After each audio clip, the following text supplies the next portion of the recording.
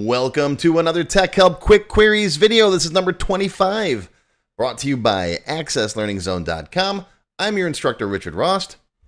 I think moving forward, I'm going to do one of these every Friday. So it's going to be Quick Queries Friday, every Friday, because the response and the feedback I've been getting is that you guys really enjoy these Quick Queries videos, and I really enjoy making them, so I'm going to make them more often. I get tons and tons and tons of questions, both on the forum and in YouTube comments, and I love answering them all, but I don't have time to do them all individually, so that's what this is for. All right, let's see what's on the pile today.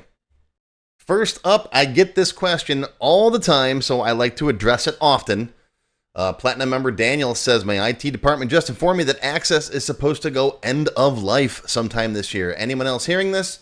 Or is it just something they say to dissuade folks from using the program? Yeah, IT departments hate Access. You know why? Because Access makes it easy to build really cool software, and you don't need the IT guys. So they feel threatened by it. At least that's my theory. It's not a real database program, right? Okay, yeah, sure. But anyways, you might hear that Access is going end of life, but it's always a specific version of Access that's going end of life. And they do that with all of the software. Word, Windows, right? Windows 10 is approaching end of life, right? They're trying to get everybody to upgrade to Windows 11. It doesn't mean that Access is going away. It doesn't mean that Excel is going away. You know, Excel 2013 is approaching end of life. That's all of the Office software, not just Access. So this is scaremongering, goes around every couple of years. I've done whole videos on it. I'll put a link to this one down below. But yeah, every couple of months, someone comes up to me, oh, they say that the Access is getting discontinued. No, it's not. 2025, Access has been around since what, 1992? And it's still going strong. So don't worry about it. Yeah, Microsoft doesn't give Access the love that it gives some of its other apps like Word and Excel. But it's still there. Got a very dedicated following. It's not going anywhere. All right, next up, a little while ago, I did a video on how to make a quick customer report based on a form. Right, we create a new report, and then we just copy over the objects, and that's how I've done it forever. All right, since the 90s, that's how I've always done it. Well, and of course, my awesome students, Donald, one of my platinum members, said that all you have to do is go into the File menu. Let me open this up, right? Go to File, Save Object As, and there's a Save Object As here, and you can save your form as a report. That's even faster. That works great too. There's pros and cons to each method, because when you do that, you get all the colors and the shading and everything. So you can go into your database, open up like your customer form, right? And then go to File, Save As, Save Object As. See, this didn't exist when I was learning Access back in the 90s, early 2000s. I don't know when they added this. All right, Save As. All right, let's call this the customer I think I already have a customer, so R2, whatever. It's temporary. All right, save it as a report, hit OK. And now you've got a customer report, and it looks like that. It looks just like the form. Same? And so print preview it. And I mean, and you can come in here and customize this. Now, I don't know. It's one way or the other, whatever you prefer. You know, you can come in here and just remove these backgrounds if you like the same layout. Or do what I do. I like to have my blank report here that already has the settings in it that I like as far as the margins and the width and all that stuff already set. Then I can just put the objects in here like I showed you in the last video. It's 6 of one, half dozen of another, whichever way you think is easier, whatever you prefer. I'm just here to show you other options. And thanks to Donald for bringing this one to my attention. Another suggestion on here. Richard, one of my gold members, says you can set the default property of a report when you open it. Because I always hate opening up the report view, or you don't want to send it right to the printer. You can make the default property print preview. I never knew this. That's another new thing that I learned. So you can come in here, right click Design View, and on the Format tab, change this to Print Preview. And so now, if I open this guy up, just from here, it opens up in Print Preview. And that's really cool. I think I'm going to change my defaults for these guys in the Tech Help free template to Print Preview. Because if I open them right from the navigation pane, I want to see them like this. Right? I never want to see them in just plain old report views. So that's pretty cool too. So thanks, guys. Unlike a lot of teachers who get like insulted or feel weird when students like try to teach them something, I love it. I love learning new things from you guys when you post a comment or you tell me something in the forums or even email me. I love learning new stuff, and I will never be insulted if you guys are like, wait a minute, you can do this easier that way. Fantastic. You just taught me something. That's great. I love learning new stuff. One of my silver members, Chris, says that he likes the size of the recording screen as it is in the video. I know in the future videos, you have a higher definition monitor, and it allows you to see and record most of Access. But I look at these videos while I'm driving and on my phone, so this version is easier to see. While your newer version, you can hardly see it on a phone. Yeah, my new stuff is all recorded at 720p, which is higher definition. All my old videos, like if you look at Access Advanced 2, this is an older one. Right, this was the entire size that I could record back then. And I did it for a lot of different reasons. Not everybody had high-speed internet, so I was trying to keep the video sizes smaller. Plus, I had to put these on CDs and blah, blah, blah. Anyways, high-def video, it takes a lot more storage space, a lot more bandwidth to be able to watch it, which is not a problem today in 2025. But in 2004, when I started this, no. So this is obviously going to show up easier on your screen than this will. This is a newer HD one, right? And so if you're watching on a phone, you can see how that's hard to see. So I don't know what to say. My lessons really are just meant to be watched on a PC screen where you've got a decent sized monitor you can watch it on. I've thought of doing, some shorts and stuff, maybe for that smaller phone format, that TikTok type video. But for my long form content, you really can't do this for the small screens. It's panning around too much. That's one of the problems I had with this one was that you can only get so much on this little tiny window. So that's why I had to go bigger. And people even still say that I don't record enough of the screen. So I'm trying to keep everybody happy here, folks. What do you think? What size do you prefer? Oh, also going back to that customer report thing, one of my moderators, Adam, shared some source that he wrote, some code, that automatically converts a form to a report for you in some VBA. And it's right here. He posted it online. It's basically this run command. And I'll put a link to this down below. You can check it out if you want. Thanks to Adam for sharing it. And thanks to Kevin for reminding me that Adam shared it. I might do a follow-up separate video on this, but I want to let everybody know about it now. So here it is. Go look for the link down below. This one came up this morning as a testimonial from one of my Platinum members, Joe. He said that, I'll just, in a nutshell, it for you. He's like, he felt a really great sense of accomplishment by figuring something out by himself instead of having to, ask someone else for the answer or looking it up. Experimentation is sometimes the best way to learn. In fact, I put together an entire video on this. And sometimes I tell people, they ask me like all the time in the YouTube comments or in the forums or whatever, well, what if you did this? Or, can you do that? Just try it. Just click on it. You're not going to break anything by just clicking on the button, right? Can you change this to yeah, see if you can. Try it yourself. I don't want you to get mad at me if I tell you to go try it yourself. I'm not trying to brush you off or act like, I have better things to do. No, I want you to experiment with it. I'm trying to teach you how to teach yourself, right? Go experiment with it and see if you can get it to work, right? Tinker with it for a while. Some of the best lessons that I learned as far as programming, well, I guess in life in general too, is making mistakes, right? Because then okay, that didn't work. All right, let's try that. Okay, that didn't work, right? It's like Edison and the light bulb. We learned 10,000 ways not to build the light bulb. And when you finally figure it out, you're going to remember it better too. So when I tell you, try it yourself, I mean it. Just go and tinker with it, right? Play with it, experiment with it. Back up your database and go to town. I'll put a link to this video down below. And don't get upset if I tell you in a comment, hey, go try it yourself. That means that I probably know the answer, and I probably know it's not going to be that hard to solve if you just take 2 minutes to try and figure it out on your own. If it's a really weird, complicated problem, I'll tell you. I'm not that cruel. All right, it's time for YouTube comments. And I wanted to share with you guys when they give me YouTube comments, they're in reverse chronological order. So they're the newest ones first. I've still got some going back like 10, 15 years that I haven't even answered yet. And I'm trying to. But there's just so many. There's not enough hours in the day, folks. But as you can see here, this is 3 hours ago, 6 hours ago, 6 hours ago, 14 hours ago. So as I'm doing these, I'll do them for like an hour. And then I'm still only like 3 months ago. So it's like I try to read them all, but but I don't necessarily have time to respond to them all. And for a few years there, I was really busy moving and doing all kinds of stuff. I didn't even answer any of them. So I'm doing my best to get back to people now. Felipe asks what my opinion is, pros and cons of the ActiveX list view control against a traditional list box. My personal opinion is I always try to use the native Microsoft Access controls first if it'll do the job. I prefer using stuff that's built into Access. I don't like ActiveX controls. There's a couple of reasons why. Most importantly, if you are building a database that you're sharing with other people, they have to have the exact same version of the control, the exact same version of Office that you have.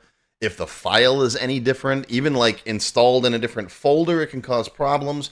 I've had nothing but tons of problems trying to use ActiveX controls in the past when I was a developer building solutions for companies with, 10, 15 people, some of whom might have had slightly different setups. Joe's got Windows 98 and Bill's got Windows 2000. It was just a pain. But if I just stuck to just Microsoft Access stuff by itself, no problem. There is one exception. I do like the TreeView control, this thing, where you can build a little tree. Like this was, I believe, employees and their supervisors, right? And so it's great for showing like self-join relationships, okay? But that's it. That's the only ActiveX control that I actually like. There's also a progress bar ActiveX control that's kind of cool, but again, you can do the same thing with just a regular text box, and you don't need a separate ActiveX control. So that's what this video is about. I teach you how to make one, without using an ActiveX control. So you asked, that's my opinion. I try to avoid ActiveX, any third-party controls for sure, unless you've got a specific situation where you're using I've used ActiveX controls to like open cache drawers before, things like that. If you got a specific solution that you have to implement for a client, you have no choice but to use them, and they're not all bad, but you got to be careful with compatibility issues if you're dealing with setting it up on multiple machines. So that's my major concern. If it's just for one person, one machine, for yourself, great, no problem. But I try to stick to stuff that's baked into Access. Okay, next up is a comment that I have for all of you guys. If you're gonna ask a question about a video, watch the video, okay? Watch the whole video. This user's asking if they can, okay, so this video is about changing the row height in a continuous form. All right, so at runtime, when the user's working on it, if they want to make these rows taller or shorter, they can. Okay, now this user is asking if it's possible to auto-fit the row height based on the data in the field. So if it's only got one line of text, it only shows one line. If it's got 5 lines of text, it shows 5 lines. And I explained this in the video at time index 1022. Allow me to elaborate. Now, before everybody asks in the comments, no, you cannot have multiple different heights for different rows. You can't say make this one taller, this one shorter. Can't do it. It's one of the limitations of Access. I have no control over that. I've tried numerous different techniques to change that. Can't be done. That's one of the, there's very few things that Access can't do. That's one of them. So note to the Access team, maybe, I don't know, it shouldn't be too hard for you guys to do. So there you go. There's your answer. Now, if you're just interested in reading the data, not necessarily editing it, you can put it in a report. And reports do have a can grow, can shrink. So if you just want to be able to read it on the screen, yes, you can format it that way. And I explain that in the video after I talk about that. So please, folks, if you're going to ask questions about a video, watch the video. Okay? Thanks. Next up, Jan Van Antwerp says, maybe try me.painting equals false in the reverse status box. The reverse status box video is where I teach you how to take that status box that I have and make the text go in backwards. So as the user's reading it, new stuff comes in on the bottom. But unfortunately, there is some flicker in there, especially if you're on that form, you'll see a lot of flicker. And his suggestion, me.painting, is something you can turn on and off so it disables the form display updates. In fact, I have a video on this coming out soon. It's been on my to-do list forever. I'm going to compare and contrast that with docommand.echo, which is the one that I usually use to prevent flicker. The difference between the two, basically, in a nutshell, is me.painting only affects one form, whereas do command echo affects the entire application. So you got to be very careful not to have any errors pop up. Otherwise, you won't see them, and it'll look to your user like your database has just crashed. But I tried both of these, and you still get flicker. So I don't know. But thanks for the suggestion. Daryl Awesome Owens, I have just one comment for you. Boom. This is a comment I get once in a while, and I just want to make a brief mention about this. I understand that there are a lot of you out there that watch my videos on YouTube from all around the world, especially in a lot of countries where the US dollar is pretty strong against your currency. So, even paying for some of my less expensive stuff is a lot for you, and I get it, and I feel for you.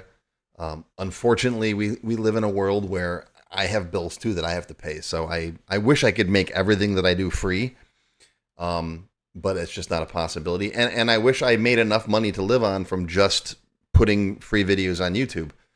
But unfortunately, I'm very grateful for the traffic that I do get. But the Microsoft Access community is not just it's just not that large. So it's not like I'm, getting money from cat videos where I get millions of views. I get, a few thousand views on my videos, but I earn most of my income from selling memberships and from my full courses.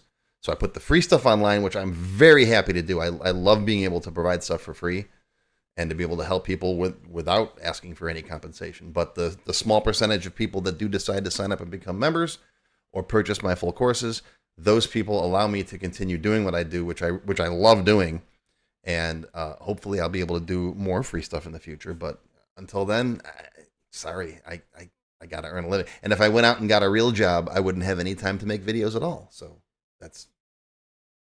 them's the breaks. So sorry.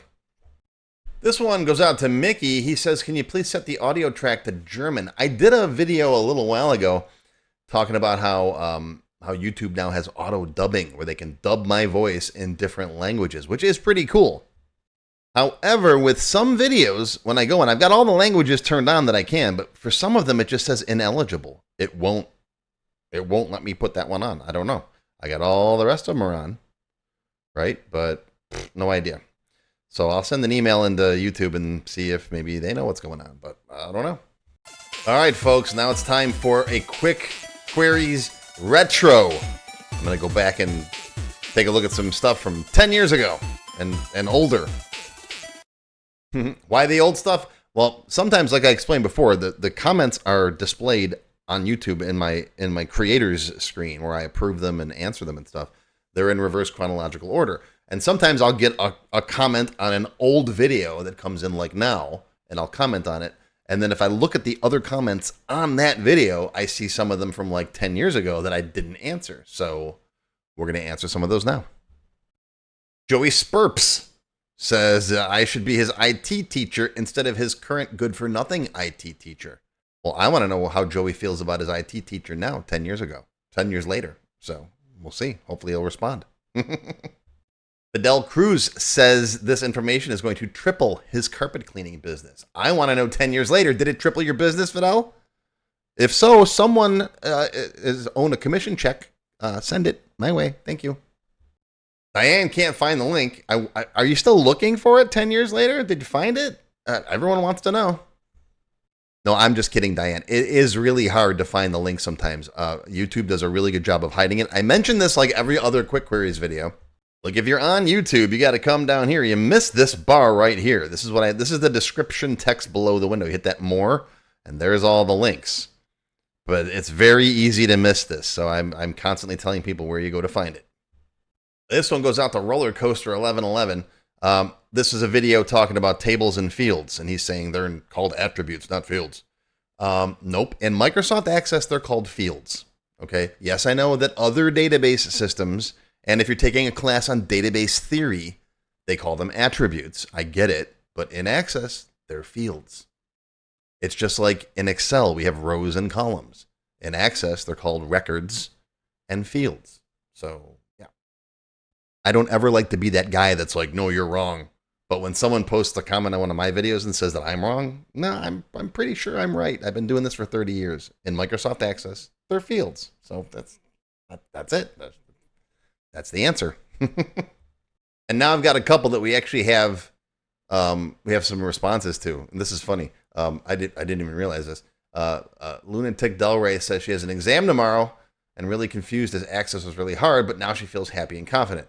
This was 8 years ago. And so 3 years ago, I said, how'd the exam go? And she replied right away, but I missed it. Honey, this was 5 years ago. I don't even remember, but thanks. So I hope you did well. And then we got another one, and I wanted to bring this one up because it brings up a story from my own past. It says, I'm learning Access so I can tutor it at my job, and this is a great starting point.